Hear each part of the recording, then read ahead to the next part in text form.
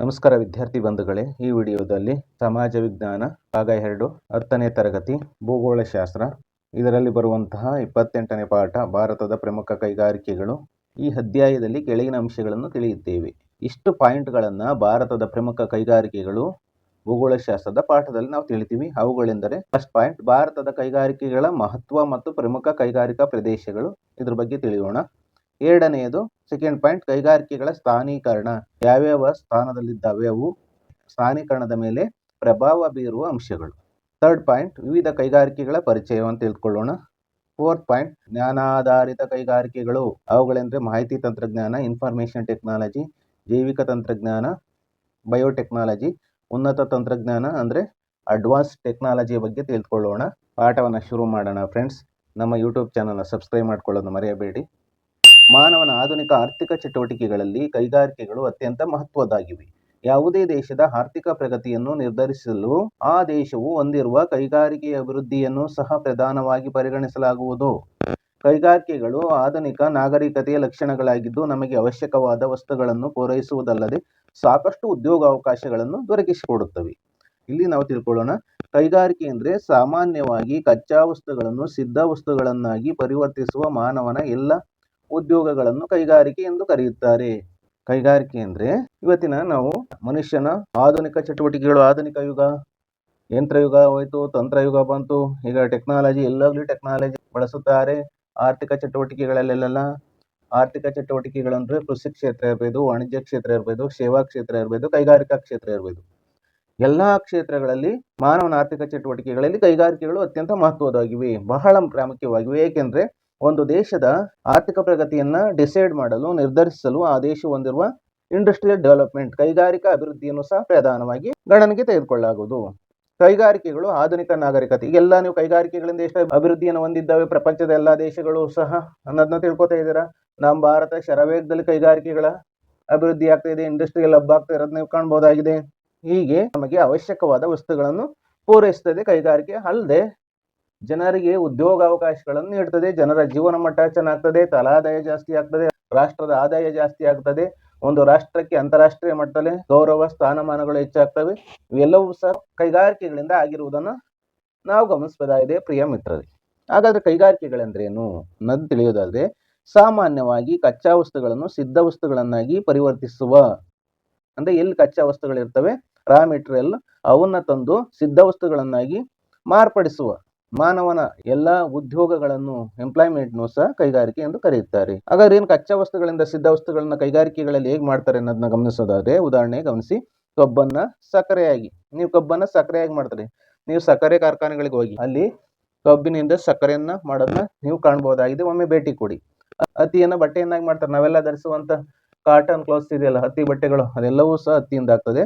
Bauxite ಅನ್ನ aluminium ಲೋಹವನ್ನಾಗಿ, bauxite ಅದರಿಂದ aluminium ಲೋಹ ನೋಡಿದಿರಲ್ಲ, ಪಾತ್ರೆಗಳು, ವಿದ್ಯುತ್ ತಂತಿಗಳು ಮುಂತಾದ ಕ್ಷೇತ್ರಗಳಲ್ಲಿ ಬಳಸ್ತಾರೆ. ಮರದ ತಿರುಳನ್ನು ಕಾಗದವನ್ನಾಗಿ, ಪೇಪರ್ ಅನ್ನಾಗಿ ಪರಿವರ್ತಿಸುವುದು ಇದು ಕೈಗಾರಿಕೆಯಾಗಿದೆ. ಇದನ್ನು ನೋಡಿ, ಇಲ್ಲಿ ಗಮನಿಸಿ, ನಿಮಗಿದು ತಿಳಿದಿರಲಿ, ಇದನ್ನು ನನಗೆ ಗಮನಿಸ್ಕೊಳ್ಳಿ. ಕೈಗಾರಿಕೆ ವಿಧಗಳು: ಬಂಡವಾಳ ಹೂಡಿಕೆಯನ್ನು ಆಧರಿಸಿ ಕೈಗಾರಿಕೆಗಳನ್ನು ವಿವಿಧ ಪ್ರಕಾರಗಳನ್ನಾಗಿ ವಿಂಗಡಿಸಲಾಗಿದೆ. ಒಂದನೆಯದು ದೊಡ್ಡ ಪ್ರಮಾಣದ ಕೈಗಾರಿಕೆಗಳು, ಎರಡನೆಯದು ಮಧ್ಯಮ ಪ್ರಮಾಣದ ಕೈಗಾರಿಕೆಗಳು, ಮೂರನೆಯದು ಸಣ್ಣ ಪ್ರಮಾಣದ ಕೈಗಾರಿಕೆಗಳು. ಇವೆಲ್ಲವೂ ಸಹ ಬಂಡವಾಳ, ಹೆಚ್ಚಿನ ಹಣವನ್ನು ತೊಡಗಿಸಿ ಮಾಡುವಂಥ ಕೈಗಾರಿಕೆಗಳಾಗಿದ್ದಾವೆ. ಕಚ್ಚಾ ವಸ್ತುಗಳನ್ನು ಆಧರಿಸಿ ಕೈಗಾರಿಕೆಗಳನ್ನು ವಿವಿಧ ಪ್ರಕಾರಗಳನ್ನಾಗಿ ವಿಂಗಡಿಸಲಾಗಿದೆ. ಅಂದರೆ ರಾ ಮೆಟೀರಿಯಲ್ ಹೇಗಿರುತ್ತೆ ಆ ವಸ್ತುಗಳನ್ನು ತಂದು ರೆಡಿಮೇಡ್ ಥಿಂಗ್ಸ್ ಮಾಡಲಾಗ್ತದೆ. ಒಂದನೆಯದು ವ್ಯವಸಾಯ ಆಧಾರಿತ ಕೈಗಾರಿಕೆಗಳು, ಎರಡನೆಯದು ಖನಿಜ ಆಧಾರಿತ ಕೈಗಾರಿಕೆಗಳು, ಮೂರು ಅರಣ್ಯ ಆಧಾರಿತ ಕೈಗಾರಿಕೆಗಳು, ನಾಲ್ಕು ರಾಸಾಯನಿಕ ಕೈಗಾರಿಕೆಗಳು. ಭಾರತದ ಕೈಗಾರಿಕಾ ವಲಯ, ಇದ್ರ ಬಗ್ಗೆ ಚರ್ಚೆ ಮಾಡೋಣ dear friends. Industrial regions of India. ಭಾರತದಲ್ಲಿ ಸ್ವಾತಂತ್ರ್ಯ ನಂತರದ ಅವಧಿಯ ಎಲ್ಲ ಪಂಚವಾರ್ಷಿಕ ಯೋಜನೆಗಳಲ್ಲೂ, ಪಂಚವಾರ್ಷಿಕ ಅಂದರೆ ಭಾರತ ಸರ್ಕಾರ 5 ವರ್ಷಗಳಿಗೆ ಪ್ಲಾನ್ ಮಾಡಿಕೊಂಡು ಯೋಜನೆಗಳನ್ನು ರೂಪಿಸ್ತಿತ್ತು. ಅದರಲ್ಲಿ ಕೈಗಾರಿಕೆಗಳಿಗೆ ಆದ್ಯತೆ ನೀಡಲಾಯಿತು, ಕೈಗಾರಿಕೆಗಳಿಗೆ ಪ್ರಾಮುಖ್ಯತೆ ನೀಡಲಾಗ್ತದೆ. ಕಳೆದ 5 ದಶಕಗಳಲ್ಲಿ, ಅಂದರೆ ದಶಕ 10, 5 ಅಂದರೆ 50 ವರ್ಷಗಳಲ್ಲಿ ಭಾರತವು ಕೈಗಾರಿಕೆ ಮತ್ತು ತಾಂತ್ರಿಕತೆ ಕ್ಷೇತ್ರಗಳಲ್ಲಿ ಸಾಧಿಸಿರುವ ಪ್ರಗತಿ ಮಹತ್ವಪೂರ್ಣವಾದುದು. ಭಾರತ ಇಂಡಸ್ಟ್ರಿಯಲ್ ಅಂಡ್ ಟೆಕ್ನಾಲಜಿ ಆ ಕ್ಷೇತ್ರಗಳಲ್ಲಿ ಬಹಳ ಪ್ರಗತಿಯನ್ನು ಸಾಧಿಸಿರೋದನ್ನ ನಾವು ಕಾಣಬಹುದಾಗಿದೆ. ಕೈಗಾರಿಕೆಗಳು ದೇಶದ ಸಮಗ್ರ ರಾಷ್ಟ್ರೀಯ ಆದಾಯದ ಶೇಕಡ 35ರಷ್ಟು ಪೂರೈಸುತ್ತಿದ್ದು ದೇಶದ ಒಟ್ಟು ಕಾರ್ಮಿಕರಲ್ಲಿ 16% ಜನ ಉದ್ಯೋಗವನ್ನು ಕಲ್ಪಿಸಿವೆ. ನೋಡ್ರಿ, ಆದಾಯ ಮತ್ತು ಉದ್ಯೋಗ ನೀಡಿಕೆ ಕೊಡುವುದರಲ್ಲೂ ಸಹ ಕೈಗಾರಿಕೆಗಳು ಭಾರತದಲ್ಲಿ ವ್ಯವಸಾಯದ ನಂತರ 2ನೇ ಸ್ಥಾನದಲ್ಲಿವೆ. ಕೈಗಾರಿಕೆಗಳು ಹೆಚ್ಚು ಕೇಂದ್ರೀಕೃತವಾಗಿರುವ ಪ್ರದೇಶಗಳನ್ನು ಕೈಗಾರಿಕಾ ವಲಯ ಇಂಡಸ್ಟ್ರಿಯಲ್ ಝೋನ್ ಗಳೆಂದು ಕರೆಯುವರು. ಭಾರತದಲ್ಲಿ 8 ಪ್ರಧಾನ ಕೈಗಾರಿಕಾ ವಲಯಗಳನ್ನು ಗುರುತಿಸಲಾಗಿದೆ. ಇಂಡಸ್ಟ್ರಿಯಲ್ ಝೋನ್ಸ್ನ ಗುರುತಿಸಲಾಗಿದೆ. ಇವುಗಳೆಂದರೆ 1ನೇದು ಹೂಗ್ಲಿ ಪ್ರದೇಶ, ಇದು ಪಶ್ಚಿಮ ಬಂಗಾಳದ ಹೂಗ್ಲಿ ನದಿ ಬಯಲಿನಲ್ಲಿ ಕಂಡುಬರ್ತದೆ. 2ನೇದು ಮುಂಬೈ ಪುಣೆ ಪ್ರದೇಶ, ಇದು ಮಹಾರಾಷ್ಟ್ರದಲ್ಲಿ ಕಂಡುಬರ್ತದೆ. 3ನೇದು ಅಹಮದಾಬಾದ್ ವಡೋದರ ಪ್ರದೇಶ, ಇದು ಗುಜರಾತ್ ರಾಜ್ಯದಲ್ಲಿ ಕಂಡುಬರ್ತದೆ. 4ನೇದು ದಾಮೋದರ ಕಣಿವೆ ಪ್ರದೇಶ. 5ನೇದು ದಕ್ಷಿಣ ಕೈಗಾರಿಕಾ ಪ್ರದೇಶ. ಈ ಭಾಗ ದಕ್ಷಿಣ ಭಾರತದಲ್ಲಿ ಕಂಡುಬರ್ತದೆ. ಬೆಂಗಳೂರು, ಚೆನ್ನೈ, ಹೈದರಾಬಾದ್, ತಿರುವನಂತಪುರ. ನ್ಯಾಷನಲ್ ಕ್ಯಾಪಿಟಲ್ ಪ್ರದೇಶ, ಇದು ದೆಹಲಿ ಭಾಗದಲ್ಲಿ ರಾಷ್ಟ್ರದ ರಾಜಧಾನಿ ಭಾಗದಲ್ಲಿ ಕಂಡುಬರ್ತದೆ. 7ನೇದು ವಿಶಾಖಪಟ್ಟಣ ಗುಂಟೂರು ಪ್ರದೇಶ, ಇದು ಆಂಧ್ರ ಪ್ರದೇಶದಲ್ಲಿ ಕಂಡುಬರ್ತದೆ. 8ನೇದು ಕೊಲ್ಲಂ ತಿರುವನಂತಪುರ ಪ್ರದೇಶ, ಇದು ಕೇರಳ ರಾಜ್ಯದಲ್ಲಿ ಕಂಡುಬರ್ತದೆ. ಕೈಗಾರಿಕೆಗಳ ಸ್ಥಾನೀಕರಣದ ಮೇಲೆ ಪ್ರಭಾವ ಬೀರುವ ಅಂಶಗಳು ಅಂದ್ರೆ ಕೈಗಾರಿಕೆಗಳನ್ನ ಒಂದು ನಿರ್ದಿಷ್ಟ ಪ್ರದೇಶದಲ್ಲಿ ಸ್ಥಾಪಿಸ್ತೀವಲ್ಲ, ಅದ್ರ ಮೇಲೆ ಏನು ಪ್ರಭಾವ ಬೀರ್ತವೆ ಅಂಶಗಳು, ಏನು ಪರಿಣಾಮವನ್ನು ಬೀರ್ತವೆ ಆ ಸನ್ನಿವೇಶಗಳನ್ನ ಚರ್ಚೆ ಮಾಡೋಣ. ಕೈಗಾರಿಕೆಗಳು ಅತ್ಯಂತ ಅನುಕೂಲಕರವಾದ ಪ್ರದೇಶಗಳಲ್ಲಿ ಮಾತ್ರ ಸ್ಥಾಪನೆಗೊಂಡಿರ್ತವೆ. ಕೈಗಾರಿಕೆಗಳನ್ನ ಎಲ್ಲಿ ಬೇಕಲ್ಲಿ ಸ್ಥಾಪನೆ ಮಾಡೋಕ್ಕಾಗಲ್ಲ. ಕಾರಣ, ಅದಕ್ಕೆ ತಕ್ಕಂತ ಅನುಕೂಲವಾದ ಸನ್ನಿವೇಶ ಸ್ಥಳಗಳು ಮಾತ್ರ ಇರಬೇಕು. ಇವುಗಳ ಸ್ಥಾನೀಕರಣದ ಮೇಲೆ ಕಚ್ಚಾ ವಸ್ತುಗಳು, ರಾ ಮೆಟೀರಿಯಲ್ಸ್, ಶಕ್ತಿ ಸಂಪನ್ಮೂಲಗಳು ಅಂದ್ರೆ ಪೆಟ್ರೋಲ್, ಡೀಸೆಲ್, ಇವನ್ನೆಲ್ಲ ಶಕ್ತಿ ಸಂಪನ್ಮೂಲಗಳು ಅಂತ ಕರಿತೀವಿ. ಮಾರುಕಟ್ಟೆ ಇರಬೇಕು. ಸಂಚಾರ ಸೌಲಭ್ಯ, ಟ್ರಾವೆಲಿಂಗ್ ಸೌಲಭ್ಯ ಇರಬೇಕು. ಲಾರಿಗಳು, ಬಸ್ಸುಗಳು ಓಡಾಡಲು ಫೆಸಿಲಿಟೀಸ್ ಇರಬೇಕು. ಕಾರ್ಮಿಕರ ಪೂರೈಕೆ, ಕೈಗಾರಿಕೆಗಳಲ್ಲಿ ಕೆಲಸ ಮಾಡುವಂತ ಕಾರ್ಮಿಕರು ಪೂರೈಸಬೇಕಾಗ್ತದೆ. ಬಂದರುಗಳ ಸೌಲಭ್ಯ, ಕೈಗಾರಿಕೆಗಳಲ್ಲಿ ಕಚ್ಚಾ ವಸ್ತುಗಳಿಂದ ಸಿದ್ಧ ವಸ್ತುಗಳನ್ನಾಗಿ ನಾವು ಮಾರ್ಪಡಿಸ್ತೀವಿ. ಅವುಗಳನ್ನು ಸಾಗಣೆ ಮಾಡಿ ವಿದೇಶಗಳಿಗೆ ರಫ್ತು ಮಾಡೋದಕ್ಕೆ ಬಂದರುಗಳಿರಬೇಕು. ಹಡಗುಗಳು ನಿಲ್ಲುವಂತ ಸ್ಥಳ ಅಂತ ಕರಿತೀವಿ, ಅದಿರಬೇಕು. ಮೊದಲಾದ ಹಲವಾರು ಅಂಶಗಳು ಪ್ರಭಾವ ಬೀರುತ್ತವೆ. ಕೈಗಾರಿಕೆಗಳ ಸ್ಥಾನವು ಕಡಿಮೆ ದರದ ಭೂಮಿ ದೊರೆಯುವಿಕೆ, ವೆರಿ ಇಂಪಾರ್ಟೆಂಟ್. ಇದು ಕೈಗಾರಿಕೆಗಳ ಸ್ಥಾನ ಇದ್ದಿಲ್ಲ, ಪ್ಲೇಸು. ಅವ್ರಿಗೆ ಇಂಡಸ್ಟ್ರಿಯಲ್ ಕಟ್ಟಬೇಕು, ಫ್ಯಾಕ್ಟರಿಯನ್ನು ಕಟ್ಟಬೇಕು ಅಂದ್ರೆ ಕಡಿಮೆ ದರದಲ್ಲಿ ಭೂಮಿ ಸಿಗಬೇಕು. ತಾಂತ್ರಿಕತೆ, ಟೆಕ್ನಾಲಜಿ ಬೇಕು ಅವರಿಗೆ, ತಂತ್ರಜ್ಞಾನ. ಸರ್ಕಾರದ ನೀತಿ ನಿಯಮಗಳಿಂದಲೂ ಪ್ರಭಾವಿತವಾಗಿರುವುದು. ಸರ್ಕಾರದ ಕೈಗಾರಿಕಾ ನೀತಿಗಳಿರ್ತವೆ, ಅವುಗಳು ಸಹ ಪ್ರಭಾವವನ್ನು ಬೀರ್ತವೆ. ಕೈಗಾರಿಕೆಗಳ ಸ್ಥಾನೀಕರಣದ ಅಂಶಗಳು ಒಂದು ಬಗೆಯ ಕೈಗಾರಿಕೆಯಿಂದ ಮತ್ತೊಂದು ಬಗೆಯ ಕೈಗಾರಿಕೆಗಳಿಗೆ ವ್ಯತ್ಯಾಸ ಹೊಂದುತ್ತವೆ. ಭಾರತದ ಪ್ರಮುಖ ಕೈಗಾರಿಕೆಗಳು: 1ನೇದು ಕಬ್ಬಿಣ ಮತ್ತು ಉಕ್ಕಿನ ಕೈಗಾರಿಕೆ, ಇದನ್ನು ಮೂಲ ಕೈಗಾರಿಕೆ ಎಂದು ಕರೆಯುತ್ತಾರೆ. ಕಬ್ಬಿಣ ಮತ್ತು ಉಕ್ಕಿನ ಕೈಗಾರಿಕೆಯನ್ನು ಮೂಲ ಕೈಗಾರಿಕೆ ಅಂತ ಕರೀತಾರೆ. ಕಾರಣವೇನೆಂದರೆ ಈ ಕೈಗಾರಿಕೆಯು ಯಂತ್ರೋಪಕರಣ, ರೈಲ್ವೆ ಹಡಗು ನಿರ್ಮಾಣ, ವಿದ್ಯುತ್ ಯೋಜನೆ, ನೀರಾವರಿ ಯೋಜನೆ, ಕಟ್ಟಡ ನಿರ್ಮಾಣ, ಗೃಹ ನಿರ್ಮಾಣ ಮುಂತಾದ ಇನ್ನಿತರ ಹಲವಾರು ಕೈಗಾರಿಕೆಗಳಿಗೆ ಅಗತ್ಯವಾದ ಕಚ್ಚಾ ವಸ್ತುವನ್ನು ಒದಗಿಸುವುದು. ಹಂಚಿಕೆ: ಇಲ್ಲಿ ಕಬ್ಬಿಣ ಮತ್ತು ಉಕ್ಕಿನ ಕೈಗಾರಿಕೆಗಳು ಹಂಚಿಕೆಯಾಗಿದ್ದಾವೆಂದರೆ ಭಾರತದಲ್ಲಿ ಒಟ್ಟು 9 ಬೃಹತ್ ಕಬ್ಬಿಣ ಮತ್ತು ಉಕ್ಕಿನ ಕೈಗಾರಿಕೆಗಳಿವೆ. ದೇಶದಲ್ಲಿ ಪ್ರಥಮ ಉಕ್ಕಿನ ಕೈಗಾರಿಕೆಯು 1870ರಲ್ಲಿ ಪಶ್ಚಿಮ ಬಂಗಾಳದ ಕುರ್ಟಿ ಎಂಬಲ್ಲಿ ಬೆಂಗಾಲ್ ಐರನ್ ಕಂಪನಿ ಲಿಮಿಟೆಡ್ ಸಂಸ್ಥೆಯಿಂದ ಸ್ಥಾಪಿತಗೊಂಡಿತು. ನಂತರ 1907ರಲ್ಲಿ ಟಾಟಾ ಐರನ್ ಅಂಡ್ ಸ್ಟೀಲ್ ಕಂಪನಿಯು ಜಮ್ಶೆಡ್ಪುರದಲ್ಲಿ ಹಾಗೂ 1919ರಲ್ಲಿ the Indian iron and steel ಕಂಪನಿಯು ಪಶ್ಚಿಮ ಬಂಗಾಳದ ಬರ್ನ್ಪುರ ಎಂಬಲ್ಲಿ ಉಕ್ಕಿನ ಸ್ಥಾವರವನ್ನು ಆರಂಭಿಸಿತು. 1923ರಲ್ಲಿ ಮೈಸೂರು ರಾಜ ಸಂಸ್ಥಾನವು the Mysore iron and steel industries limited ಅನ್ನು ಭದ್ರಾವತಿಯಲ್ಲಿ ಸ್ಥಾಪಿಸಿತು. ಭಾರತದ ಭೂಪಟವನ್ನು ಗಮನಿಸಿ ಡಿಯರ್ ಸ್ಟೂಡೆಂಟ್ಸ್. ಕಬ್ಬಿಣ ಮತ್ತು ಉಕ್ಕಿನ ಕಾರ್ಖಾನೆ, ಈ ಚಿಹ್ನೆ ಇದೆಯಲ್ಲ, ಕಬ್ಬಿಣ ಮತ್ತು ಉಕ್ಕಿನ ಕಾರ್ಖಾನೆ ಚಿಹ್ನೆ ಆಗಿದೆ. ಭಾರತದಲ್ಲಿ ಎಲ್ಲೆಲ್ಲಿ ಇದ್ದಾವೆ ಕಬ್ಬಿಣ ಮತ್ತು ಉಕ್ಕಿನ ಕೈಗಾರಿಕೆಗಳಂದ್ರೆ ಬೊಕಾರದಲ್ಲಿ ಬರ್ತದೆ ಈ ಭಾಗ, ಬರ್ನ್ಪುರ, ದುರ್ಗಾಪುರ, ರೂರ್ಕೆಲಾ, ಭಿಲಾಯ್, ಕರ್ನಾಟಕದ ಭದ್ರಾವತಿ, ಸೇಲಂ ಈ ಭಾಗದಲ್ಲಿ ಬರ್ತದೆ. ಪ್ರಸ್ತುತ ಭಾರತದಲ್ಲಿರುವ ಕಬ್ಬಿಣ ಮತ್ತು ಉಕ್ಕಿನ ಪ್ರಮುಖ ಕೈಗಾರಿಕೆಗಳು: 1 ಟಾಟಾ ಕಬ್ಬಿಣ ಮತ್ತು ಉಕ್ಕಿನ ಕೈಗಾರಿಕೆ, ಟಿಸ್ಕೋ, ಜಮ್ಶೆಡ್ಪುರ, ಜಾರ್ಖಂಡ್ ರಾಜ್ಯದಲ್ಲಿ ಬರ್ತದೆ. 2ನೇದು Indian iron and steel company, Burnpur, ಪಶ್ಚಿಮ ಬಂಗಾಳದಲ್ಲಿ ಬರ್ತದೆ. 3ನೇದು Visvesvaraya iron and steel company, Bhadravati, ಕರ್ನಾಟಕದಲ್ಲಿ ಬರ್ತದೆ. 4ನೇದು ಭಿಲಾಯ್ ಐರನ್ ಮತ್ತು ಸ್ಟೀಲ್ ಕಂಪನಿ, ಭಿಲಾಯ್, ಛತ್ತೀಸ್ಗಢದಲ್ಲಿ ಬರ್ತದೆ. 5ನೇದು ರೂರ್ಕೆಲಾ ಸ್ಟೀಲ್ ಪ್ಲಾಂಟ್, ಒಡಿಶಾ ರಾಜ್ಯದಲ್ಲಿ ಬರ್ತದೆ. 6ನೇದು Durgapur iron and steel company, ಪಶ್ಚಿಮ ಬಂಗಾಳ ರಾಜ್ಯದಲ್ಲಿ ಬರ್ತದೆ. 7ನೇದು ಬೊಕಾರೋ ಸ್ಟೀಲ್ ಪ್ಲಾಂಟ್, ಜಾರ್ಖಂಡ್ ರಾಜ್ಯದಲ್ಲಿ ಬರ್ತದೆ. 8ನೇದು ಸೇಲಂ ಐರನ್ ಮತ್ತು ಸ್ಟೀಲ್ ಕಂಪನಿ, ಸೇಲಂ, ತಮಿಳುನಾಡು ರಾಜ್ಯದಲ್ಲಿ ಬರ್ತದೆ. 9ನೇದು ವಿಶಾಖಪಟ್ಟಣ ಸ್ಟೀಲ್ ಪ್ಲಾಂಟ್, ವಿಶಾಖಪಟ್ಟಣ, ಆಂಧ್ರ ಪ್ರದೇಶದಲ್ಲಿ ಬರ್ತದೆ. ಇತ್ತೀಚೆಗೆ ಅನೇಕ ಖಾಸಗಿ ಸಂಸ್ಥೆಗಳು, ಪ್ರೈವೇಟ್ ಇನ್ಸ್ಟಿಟ್ಯೂಷನ್ಸ್ಗಳು ಸಹ ಉಕ್ಕಿನ ಕೈಗಾರಿಕೆಗಳನ್ನು ಸ್ಥಾಪಿಸುತ್ತಿವೆ. ಉದಾಹರಣೆಗೆ ಲಕ್ಷ್ಮೀ ಮಿತ್ತಲ್ ಅನ್ನೋರು ಸಹ ಖಾಸಗಿ ಸಂಸ್ಥೆಯಾಗಿ ಕಬ್ಬಿಣ ಮತ್ತು ಉಕ್ಕಿನ ಕಾರ್ಖಾನೆಯನ್ನು ಸ್ಥಾಪಿಸಿರೋದನ್ನು ನಾವು ಕಾಣಬಹುದಾಗಿದೆ. ಇದರಿಂದ ರಫ್ತು ಅಧಿಕಗೊಳ್ಳುತ್ತಿದೆ. ಎರಡನೆಯದು ಹತ್ತಿ ಬಟ್ಟೆ ಕೈಗಾರಿಕೆ. ವಿವಿಧ ಬಗೆಯ ನಾರುಗಳಿಂದ ಬಟ್ಟೆಯನ್ನು ತಯಾರಿಸುವುದನ್ನು ಜವಳಿ ಕೈಗಾರಿಕೆ, ಟೆಕ್ಸ್ಟೈಲ್ ಇಂಡಸ್ಟ್ರಿ ಎಂದು ಕರೆಯುವರು. ನೀವೆಲ್ಲ ಜವಳಿಯನ್ನು ಗಮನಿಸಿ. ನೀವೆಲ್ಲ ಮನೆಯಲ್ಲಿ ಶುಭ ಸಮಾರಂಭ ಕಾರ್ಯಗಳನ್ನು ಮಾಡಬೇಕಾದ್ರೆ ಮನೇಲಿ ನಾವು ಜವಳಿ ತೆಗಿಯಕ್ಕೆ ಹೋಗ್ತೀವಿ ಅಂತ ಮನೆ ಮಂದಿ ಎಲ್ಲ ಮಾತಾಡ್ತಾ ಇರೋದು ನೀವು ಗಮನಿಸಿದ್ದೀರಾ ಅಂತ ಭಾವಿಸ್ತೀನಿ. ಜವಳಿ ಕೈಗಾರಿಕೆಯಲ್ಲಿ ಹತ್ತಿ ಬಟ್ಟೆ ಕೈಗಾರಿಕೆ, ಸೆಣಬಿನ ಕೈಗಾರಿಕೆ, ರೇಷ್ಮೆ ಕೈಗಾರಿಕೆ, ಉಣ್ಣೆ ಬಟ್ಟೆ ಕೈಗಾರಿಕೆ ಮತ್ತು ಕೃತಕ ನಾರಿನ ಬಟ್ಟೆ ತಯಾರಿಕೆ ಮೊದಲಾದವುಗಳಿವೆ. ಇಷ್ಟು ಜವಳಿ ಕೈಗಾರಿಕೆಯಲ್ಲಿ ಇರುವಂತಹವು. ಹತ್ತಿ ಬಟ್ಟೆ ಕೈಗಾರಿಕೆ ಇತಿಹಾಸವು ಇತರ ಕೈಗಾರಿಕೆಗಳಿಗಿಂತ ಸುದೀರ್ಘವಾದುದು. ದೇಶದಲ್ಲಿ ಹತ್ತಿ ಗಿರಣಿಗಳು ಮೊದಲು 1854ರಲ್ಲಿ ಮುಂಬೈ ಹಾಗೂ ಭರೂಚ್ಗಳಲ್ಲಿ ಸ್ಥಾಪಿಸಲ್ಪಟ್ಟವು. 1951ರಲ್ಲಿ ದೇಶವು ಒಟ್ಟು 378 ಹತ್ತಿ ಬಟ್ಟೆ ಗಿರಣಿಗಳನ್ನು ಹೊಂದಿದ್ದು, ಪ್ರಸ್ತುತ ಇವುಗಳ ಸಂಖ್ಯೆ ಗಣನೀಯವಾಗಿ ಜಾಸ್ತಿಯಾಗಿದ್ದಾವೆ. ಇವು ದೇಶದ 175ಕ್ಕೂ ಹೆಚ್ಚು ಪಟ್ಟಣ ಮತ್ತು ನಗರಗಳಲ್ಲಿ ಹಂಚಿಕೆಯಾಗಿವೆ. ಹಂಚಿಕೆಯನ್ನು ತಿಳಿಯೋಣ. ಮಹಾರಾಷ್ಟ್ರ, ಗುಜರಾತ್, ತಮಿಳುನಾಡು, ಕರ್ನಾಟಕ, ಉತ್ತರ ಪ್ರದೇಶ, ಮಧ್ಯಪ್ರದೇಶ ರಾಜ್ಯಗಳು ಬಹುಪಾಲು ಹತ್ತಿ ಬಟ್ಟೆ ಗಿರಣಿಗಳನ್ನು ಹೊಂದಿವೆ. ಮಹಾರಾಷ್ಟ್ರದ ಮುಂಬೈನಲ್ಲಿ ಅತಿ ಹೆಚ್ಚು ಹತ್ತಿ ಗಿರಣಿಗಳಿದ್ದು, ಇದನ್ನು ಭಾರತದ ಮ್ಯಾಂಚೆಸ್ಟರ್ ಅನ್ನೋದು ಇಂಗ್ಲೆಂಡ್ ದೇಶದಲ್ಲಿ ಬರ್ತದೆ. ಅಲ್ಲಿ ಹತ್ತಿ ಬಟ್ಟೆ ಗಿರಣಿಗಳಿಗೆ ಹೆಚ್ಚು ಪ್ರಸಿದ್ಧಿಯನ್ನ ವಿಶ್ವದಾದ್ಯಂತ ಪಡೆದಿದೆ. ಆದ್ರಿಂದ ಮುಂಬೈಯನ್ನ ಭಾರತದ ಮ್ಯಾಂಚೆಸ್ಟರ್ ಪದಾರ್ಥವನ್ನು ಇಲ್ಲಿ ಕೊಟ್ಟಿದ್ದಾರೆ ನೋಡಿ. ಇಂಗ್ಲೆಂಡಿನ ಅತಿ ಪ್ರಮುಖ ಹತ್ತಿ ಬಟ್ಟೆ ಕೈಗಾರಿಕಾ ಕೇಂದ್ರ ಅಥವಾ ಭಾರತದ ಕಾಟನ್ ಪೋಲಿಸ್ ಎಂದು ಕರೆಯುತ್ತಾರೆ. ಇದಲ್ಲದೆ ನಾಗಪುರ, ಸೋಲಾಪುರ, ಪಶ್ಚಿಮ ಬಂಗಾಳದ ಕೋಲ್ಕತಾ, ಉತ್ತರ ಪ್ರದೇಶದ ಕಾನ್ಪುರ, ಮಧ್ಯಪ್ರದೇಶದ ಇಂದೋರ್, ಗುಜರಾತಿನ ಸೂರತ್, ತಮಿಳುನಾಡಿನ ಕೊಯಮತ್ತೂರು, ಸೇಲಂ, ಚೆನ್ನೈ, ಕರ್ನಾಟಕದ ಬೆಂಗಳೂರು, ದಾವಣಗೆರೆ ಪ್ರಮುಖ ಹತ್ತಿ ಬಟ್ಟೆ ಕೈಗಾರಿಕಾ ಕೇಂದ್ರಗಳಿವೆ. ಹತ್ತಿ ಬಟ್ಟೆ ಕೈಗಾರಿಕೆಯನ್ನು ಗಮನಿಸಿ ಮಕ್ಕಳ. ಭಾರತದ ಭೂಪಟದಲ್ಲಿ ಯಾವ್ಯಾವ ಸ್ಥಳದಲ್ಲಿ ಬರುತ್ತದೆ ಎನ್ನುವುದನ್ನು ಈ ಚಿಹ್ನೆ ಇದೆಯಲ್ಲ, ಹತ್ತಿ ಬಟ್ಟೆ ಕೈಗಾರಿಕೆ ಚಿಹ್ನೆ ಆಗಿದೆ. ಇಲ್ಲಿ ಸೂರತ್ತಲ್ಲಿ ಬರ್ತದೆ ನೋಡಿ, ಬೆಂಗಳೂರಲ್ಲಿ ಇದೆ, ಕೊಯಮತ್ತೂರು ಈ ಭಾಗದಲ್ಲಿ ಬರ್ತದೆ. ಮುಖ್ಯ ಕೈಗಾರಿಕಾ ಪ್ರದೇಶಗಳಾಗಿದ್ದಾವೆ. ಥರ್ಡ್ ಒನ್ ಸಕ್ಕರೆ ಕೈಗಾರಿಕೆ. ಇದ್ರ ಬಗ್ಗೆ ತಿಳಿದುಕೊಳ್ಳೋಣ. ಮೊದಲು ನಿಮಗಿದು ತಿಳಿದಿರಲಿ, ಸಕ್ಕರೆಯು ಇಂಗ್ಲಿಷ್ ಸಂವಾದ ಪದ ಶುಗರ್, ಇದರ ಮೂಲ ಸಂಸ್ಕೃತ ಭಾಷೆಯು ಶರ್ಕರ, ಇದೇ ಕನ್ನಡದಲ್ಲಿ ಸಕ್ಕರೆ ಆಯಿತು. ಈ ಪದದ ಅರ್ಥ ತಿಳ್ಕೊಂಡಿದ್ದೀರಾ ಅಂತ ಭಾವಿಸ್ತೀನಿ. ಉತ್ತರ ಪ್ರದೇಶದ ಗೋರಖ್ಪುರ ಜಿಲ್ಲೆಯು ಹೆಚ್ಚು ಸಕ್ಕರೆ ಕೈಗಾರಿಕೆಗಳನ್ನು ಹೊಂದಿರುವುದರಿಂದ ಇದನ್ನು ಭಾರತದ ಜಾವ ಎಂದು ಕರೆಯುವರು. ಭಾರತದ ಜಾವ ಅಂದರೆ ಉತ್ತರ ಪ್ರದೇಶದ ಗೋರಖ್ಪುರ ಜಿಲ್ಲೆ. ಭಾರತವು ಪ್ರಪಂಚದಲ್ಲಿ ಸಕ್ಕರೆ ಉತ್ಪಾದನೆಯಲ್ಲಿ ಪ್ರಥಮ ಹಾಗೂ ರಫ್ತಿನಲ್ಲಿ ದ್ವಿತೀಯ ಸ್ಥಾನವನ್ನು ಪಡೆದಿದೆ. ಸಕ್ಕರೆ ತಯಾರಿಕೆ ಭಾರತೀಯರಿಗೆ ಪುರಾತನ ಕಾಲದಿಂದಲೂ ತಿಳಿದಿದೆ.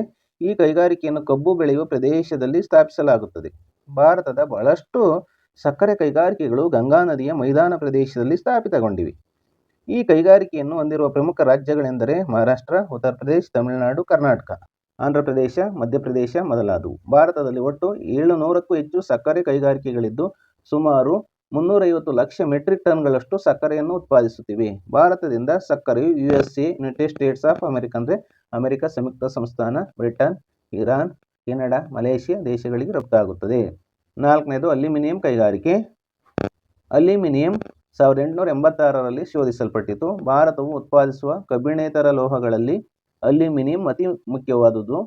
ಅಲ್ಯೂಮಿನಿಯಂ ಕೈಗಾರಿಕೆಗಳು ದೇಶದ ಕೆಲವೇ ಸ್ಥಳಗಳಲ್ಲಿ ಮಾತ್ರ ಸ್ಥಾಪಿಸಲ್ಪಟ್ಟಿವೆ. ಈ ಕೈಗಾರಿಕೆಯು 3 ಪ್ರಮುಖ ಅಂಶಗಳನ್ನು ಅವಲಂಬಿಸಿದೆ: ವಿದ್ಯುತ್ ಶಕ್ತಿ ದೊರೆಯುವಿಕೆ, ಬಾಕ್ಸೈಟ್ನ ಪೂರೈಕೆ, ಇತರ ಲೋಹ ಮತ್ತು ಬಂಡವಾಳದ ಪೂರೈಕೆ. ಭಾರತದಲ್ಲಿ ಒಡಿಶಾ, ಜಾರ್ಖಂಡ್, ಛತ್ತೀಸ್ಗಢ, ಮಧ್ಯಪ್ರದೇಶ, ಗುಜರಾತ್, ಮಹಾರಾಷ್ಟ್ರ, ಕರ್ನಾಟಕ ಮತ್ತು ತಮಿಳುನಾಡು ರಾಜ್ಯಗಳಲ್ಲಿ ಈ ಕೈಗಾರಿಕೆಗಳಿವೆ. ಐದನೆಯದು ಕಾಗದ ಕೈಗಾರಿಕೆ. ಭಾರತದಲ್ಲಿ ಮೊದಲ ಕಾಗದದ ಕಾರ್ಖಾನೆಯು 1840ರಲ್ಲಿ ಪಶ್ಚಿಮ ಬಂಗಾಳದ ಶ್ರೀರಾಂಪುರದಲ್ಲಿ ಹುಗ್ಲಿ ನದಿಯ ದಡದಲ್ಲಿ ಸ್ಥಾಪನೆಗೊಂಡಿತು. ನಂತರ 1867ರಲ್ಲಿ ಮತ್ತೊಂದು ಕಾರ್ಖಾನೆಯು ಕೋಲ್ಕತ್ತಾದ ಬಳಿ ಇರುವ ಬಾಲಿ ನಗರದಲ್ಲಿ ಆರಂಭಗೊಂಡಿತು. ಕಾಗದವನ್ನು ಹೇಗೆ ತಯಾರಿಸ್ತಾರೆ ಅಂದರೆ, ಅದಕ್ಕೆ ಕಚ್ಚಾ ವಸ್ತು ಯಾವ್ಯಾವುಗಳೆಂದರೆ ಅರಣ್ಯಗಳಿಂದ ದೊರೆಯುವ ಬಿದಿರು, ಮರದ ತಿರುಳು, ಹುಲ್ಲು ಕಾಗದದ ತಯಾರಿಕೆಯಲ್ಲಿ ಬಳಸುವ ಪ್ರಮುಖ ಕಚ್ಚಾ ವಸ್ತುಗಳು. ದೇಶದ ಹೆಚ್ಚಿನ ಕಾಗದ ಕಾರ್ಖಾನೆಗಳು ಪಶ್ಚಿಮ ಬಂಗಾಳದಲ್ಲಿ ಕಂಡುಬರುತ್ತವೆ. ಇದಲ್ಲದೆ ಮಹಾರಾಷ್ಟ್ರದ ಮುಂಬೈ, ಪುಣೆ, ಅಮರಾವತಿ, ನಾಗ್ಪುರ, ನಾಸಿಕ್, ಕರಾಡ, ಆಂಧ್ರ ಪ್ರದೇಶದ ರಾಜಮಹೇಂದ್ರವರಂ ಮತ್ತು ತಿರುಪತಿ, ಉತ್ತರ ಪ್ರದೇಶದ ಮೀರತ್, ವಾರಣಾಸಿ, ಗಾಜಿಯಾಬಾದ್, ಲಕ್ನೋ ಪ್ರಮುಖವಾಗಿವೆ. ಗುಜರಾತ್, ಒಡಿಶಾ, ಮಧ್ಯಪ್ರದೇಶ, ತಮಿಳುನಾಡಿನ ಹಲವು ಕಡೆ ಕಾಗದ ಕಾರ್ಖಾನೆಗಳು ಸ್ಥಾಪನೆಗೊಂಡಿವೆ. ನ್ಯೂಸ್ ಪ್ರಿಂಟ್ ಕಾಗದವನ್ನು ನಾರ್ವೆ, ಸ್ವೀಡನ್, ಕೆನಡಾ ಮತ್ತು USA ಆಮದು ಮಾಡಿಕೊಳ್ಳಲಾಗುತ್ತದೆ. ನಮ್ಮ ದೇಶದಲ್ಲಿ ನ್ಯೂಸ್ ಪ್ರಿಂಟ್ ಆಗುವಂಥ ಉತ್ತಮ ದರ್ಜೆಯ ಕಾಗದ ಸಿಗುವುದಿಲ್ಲ. ಆದ್ದರಿಂದ ನ್ಯೂಸ್ ಪ್ರಿಂಟ್ ಕಾಗದವನ್ನು ನಾರ್ವೆ, ಸ್ವೀಡನ್, ಕೆನಡಾ ಮತ್ತು USA ನಾವು ತರಿಸ್ಕೋತೀವಿ. ಕಾಗದದ ಕಾರ್ಖಾನೆ ಭಾರತದಲ್ಲಿ ಎಲ್ಲೆಲ್ಲಿ ನೆಲೆಗೊಂಡಿವೆ ಅನ್ನೋದನ್ನ ತಿಳಿದುಕೊಳ್ಳೋಣ. ನೋಡಿ, ಈ ಮಾರ್ಕ್ ಇದೆಲ್ಲ ಭಾರತದ ಭೂಪಟದಲ್ಲಿ ಕಾಗದದ ಕಾರ್ಖಾನೆ. ಗುಜರಾತ್ ರಾಜ್ಯದ ಅಹಮದಾಬಾದ್, ಫರೀದಾಬಾದ್ ಜಿಲ್ಲೆ ಇದೆ ನೋಡಿ, ಇಲ್ಲಿ ಕಂಡು ಬರ್ತದೆ. ಉತ್ತರ ಪ್ರದೇಶ ಇಲ್ಲಿ ಈ ಭಾಗ, ಇಲ್ಲಿ ಕಾನ್ಪುರದಲ್ಲಿದೆ, ರೂರ್ಕೆಲ್ದಲ್ಲಿದೆ. 6ನೇದು ಜ್ಞಾನಾಧಾರಿತ ಕೈಗಾರಿಕೆಗಳು, ನಾಲೆಜ್ ಬೇಸ್ಡ್ ಇಂಡಸ್ಟ್ರಿ. ಭಾರತದಲ್ಲಿ ಪ್ರಸ್ತುತ ಅತಿ ವೇಗವಾಗಿ ಬೆಳವಣಿಗೆ ಹೊಂದುತ್ತಿರುವ ಕೈಗಾರಿಕೆ ಎಂದರೆ ಮಾಹಿತಿ ತಂತ್ರಜ್ಞಾನ ಕೈಗಾರಿಕೆ, ಇನ್ಫಾರ್ಮೇಷನ್ ಟೆಕ್ನಾಲಜಿ, ಸಾಫ್ಟ್ವೇರ್ ಅಂತೀವಲ್ಲ ಅದು. ಇದನ್ನೇ ಜ್ಞಾನಾಧಾರಿತ ಕೈಗಾರಿಕೆ ಎಂದು ಕರೆಯಲಾಗಿದೆ. ಇದಕ್ಕೆ ಮಾನವನ ಅಂದರೆ ಮನುಷ್ಯರ ಜ್ಞಾನ, ಹ್ಯೂಮನ್ ನಾಲೆಡ್ಜ್ ಆಧಾರವಾಗಿರುವುದರಿಂದ ಇದನ್ನು ಈ ಹೆಸರಿನಿಂದ ಕರೆಯಲಾಗಿದೆ. ಇಂದು ದೇಶದ ಆರ್ಥಿಕತೆ ಹಾಗೂ ಜನರ ಜೀವನ ಶೈಲಿಯ ಮೇಲೆ ಅಪಾರ ಪರಿಣಾಮವನ್ನು ಬೀರಿದೆ. ನೀವು ಸಾಫ್ಟ್ವೇರ್ನಿಂದ ಏನೇನಾಗಿದೆ ಭಾರತದಲ್ಲಿ ಗಮನಿಸಿ ವಿದ್ಯಾರ್ಥಿ ಮಿತ್ರರೇ. ಇದರಿಂದ ಹೆಚ್ಚು ಆದಾಯವೂ ಸಹ ಅಲ್ಲಿನ ಸಾಫ್ಟ್ವೇರ್ ಕಂಪನಿಗಳಿಗೆ ಬರ್ತದೆ. ಅಲ್ಲಿ ಮಾಡುವಂಥ ಉದ್ಯೋಗಿಗಳಿಗೂ ಸಹ ಹೆಚ್ಚಿನ ವೇತನವನ್ನು ಕೊಡ್ತಾರೆ. ಇದರ ಬೆಳವಣಿಗೆ ಪ್ರಮಾಣವು ಉಳಿದ ಎಲ್ಲ ಕೈಗಾರಿಕೆಗಳಿಂದಲೂ ಮುಂದಿದೆ. ಮಾಹಿತಿ ತಂತ್ರಜ್ಞಾನ, IT, ಇನ್ಫಾರ್ಮೇಷನ್ ಟೆಕ್ನಾಲಜಿ. ಭಾರತ ಸರ್ಕಾರವು ಸಾಫ್ಟ್ವೇರ್ ಉದ್ಯಮದ ಬೆಳವಣಿಗೆಯನ್ನು ಪ್ರೋತ್ಸಾಹಿಸಿ ರಫ್ತನ್ನು ಉತ್ತೇಜಿಸಲು ಸಾಫ್ಟ್ವೇರ್ ಟೆಕ್ನಾಲಜಿ ಪಾರ್ಕ್ ಅನ್ನು STP ಅಂದರೆ ಸಾಫ್ಟ್ವೇರ್ ಟೆಕ್ನಾಲಜಿ ಪಾರ್ಕ್ 1990ರಲ್ಲಿ ಸ್ಥಾಪಿಸಿತು. ಇಂದು ದೇಶದಲ್ಲಿ ಕರ್ನಾಟಕ, ಮಹಾರಾಷ್ಟ್ರ, ತಮಿಳುನಾಡು ಮತ್ತು ಆಂಧ್ರ ಪ್ರದೇಶ, ತೆಲಂಗಾಣ ರಾಜ್ಯಗಳು ಈ ಉದ್ಯಮದ ಮೇಲೆ ಅಂದರೆ ಮಾಹಿತಿ ತಂತ್ರಜ್ಞಾನ ಸಾಫ್ಟ್ವೇರ್ ಉದ್ಯಮದ ಮೇಲೆ ಸಂಪೂರ್ಣ ಹತೋಟಿಯನ್ನು ಸಾಧಿಸಿವೆ, ಕಂಟ್ರೋಲ್ ತಗೊಂಡಿದ್ದಾವೆ. ಈ ರಾಜ್ಯಗಳು ಮಾಹಿತಿ ತಂತ್ರಜ್ಞಾನದ ತರಬೇತಿ ಕೇಂದ್ರ ಹಾಗೂ ವಿಶ್ವವಿದ್ಯಾನಿಲಯಗಳನ್ನು ಅಭಿವೃದ್ಧಿಪಡಿಸಿವೆ. ಸಾಫ್ಟ್ವೇರ್ ಮುಖ್ಯ ರಫ್ತಿನ ಸರಕಾಗಿದ್ದು ವಿದೇಶಿ ವಿನಿಮಯ ಗಳಿಕೆಗೆ ಸಹಾಯಕವಾಗಿದೆ. ಸರ್ಕಾರಕ್ಕೆ ಹೆಚ್ಚಿನ ವಿದೇಶಿ ಕರೆನ್ಸಿ, ಫಾರಿನ್ ಕರೆನ್ಸಿ ಬರ್ತದೆ. ಬೆಂಗಳೂರು ಮಾಹಿತಿ ತಂತ್ರಜ್ಞಾನದ ಮುಖ್ಯ ಕೇಂದ್ರವಾಗಿದ್ದು ಇದನ್ನು ಭಾರತದ ಸಿಲಿಕಾನ್ ಕಣಿವೆ ಎಂದು ಕರೆಯಲಾಗಿದೆ. ಜೈವಿಕ ತಂತ್ರಜ್ಞಾನ, ಬಯೋಟೆಕ್ನಾಲಜಿ. ಭಾರತ ಸರ್ಕಾರವು ಜೈವಿಕ ತಂತ್ರಜ್ಞಾನ ಅಭಿವೃದ್ಧಿಪಡಿಸಲು 1986ರಲ್ಲಿ ಜೈವಿಕ ತಂತ್ರಜ್ಞಾನ ಇಲಾಖೆ ಡಿಪಾರ್ಟ್ಮೆಂಟ್ ಆಫ್ ಬಯೋಟೆಕ್ನಾಲಜಿ ಎಂಬ ಪ್ರತ್ಯೇಕವಾದ ಸಂಸ್ಥೆಯನ್ನು ಹುಟ್ಟುಹಾಕಿತು. ಇದರಿಂದ ವ್ಯವಸಾಯದಲ್ಲಿ ದೊಡ್ಡ ಕ್ರಾಂತಿ ಜರುಗಲು ಪ್ರಾರಂಭಿಸಿತು. ಕೃಷಿ ಕ್ಷೇತ್ರದಲ್ಲಿ ಬಹಳವಾದ ಕ್ರಾಂತಿ ಆಗ್ತದೆ. ಜೈವಿಕ ತಂತ್ರಜ್ಞಾನವನ್ನು ಹೇಗೆ ಅಭಿವೃದ್ಧಿಪಡಿಸ್ತಾರೆ ಅಂದರೆ ಸಸ್ಯ, ಪ್ರಾಣಿ ಮೊದಲಾದವುಗಳಿಗೆ ಕಸಿ ಮಾಡುವಿಕೆ, ಅವುಗಳನ್ನು ಕಸಿ ಮಾಡ್ತಾರೆ, ಕ್ರಾಫ್ಟಿಂಗ್ ಅಂತಾರಲ್ಲ ಅದು. ಮತ್ತು ಹೊಸ ಬೀಜ, ಔಷಧ, ರಸಗೊಬ್ಬರ, ಸಾವಯವ ಗೊಬ್ಬರಗಳ ಬಳಕೆಯಿಂದ ಸೋಯಾ ನೀವು ನೋಡಿದಿರಲ್ವಾ, ಅವರೆಕಾಯಿ ನೋಡಿದಿರಲ್ಲ, ಮೆಕ್ಕೆಜೋಳವನ್ನು ನೋಡಿದಿರಲ್ಲ, ಗೋವಿನ ಜೋಳ, ಹತ್ತಿ ಮೊದಲಾದ ಮಿಶ್ರವಾಗಿರುವಂಥ ತಳಿಗಳನ್ನು ಅಭಿವೃದ್ಧಿಪಡಿಸಲಾಗಿದೆ. ಇದರಿಂದ ಹೆಚ್ಚಿನ ಇಳುವರಿ ರೈತರಿಗೆ ಸಿಗ್ತದೆ.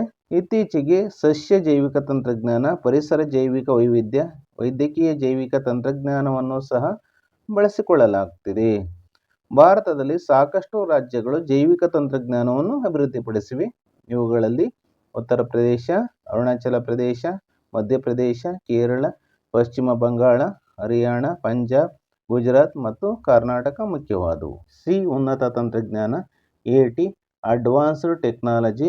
ಮಾನವನ ಜ್ಞಾನ ಅಭಿವೃದ್ಧಿ ಹೊಂದಿದಂತೆ ಉನ್ನತ ಅಥವಾ ಸುಧಾರಿತ ತಂತ್ರಜ್ಞಾನ ಬಹುತೇಕವಾಗಿ ಬಳಕೆಯಾಗುತ್ತಿದ್ದು ಕಾನೂನಾತ್ಮಕವಾಗಿ ಕೇಂದ್ರ ಸರ್ಕಾರವು 1990ರ ನವೆಂಬರ್ನಲ್ಲಿ ಉನ್ನತ ತಂತ್ರಜ್ಞಾನದ ಅಂದರೆ ಅಡ್ವಾನ್ಸ್ಡ್ ಟೆಕ್ನಾಲಜಿ ಅಟ್ಯಾಚ್ಮೆಂಟ್ ಬಳಕೆಯನ್ನು ಅಧಿಕೃತವಾಗಿ ಜಾರಿಗೆ ತಂದಿತ್ತು.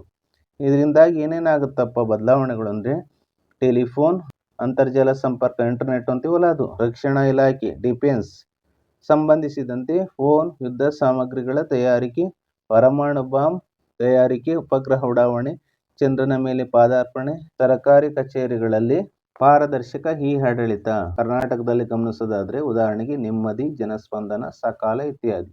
ಜಾಗತಿಕ ಆರ್ಥಿಕ ವ್ಯವಸ್ಥೆ ಸುಧಾರಣೆ, ಪ್ರಪಂಚದ ಅರ್ಥವ್ಯವಸ್ಥೆ ಸುಧಾರಣೆ, ಶೈಕ್ಷಣಿಕ, ಸಾಮಾಜಿಕ, ಆರ್ಥಿಕ ಸುಧಾರಣೆಗಳಿಗೆ ಸಂಬಂಧಿಸಿದಂತೆ ಉನ್ನತ ತಂತ್ರಜ್ಞಾನವನ್ನು ಬಳಸಿಕೊಳ್ಳುವುದು ಸಾಧ್ಯವಾಗಿದೆ.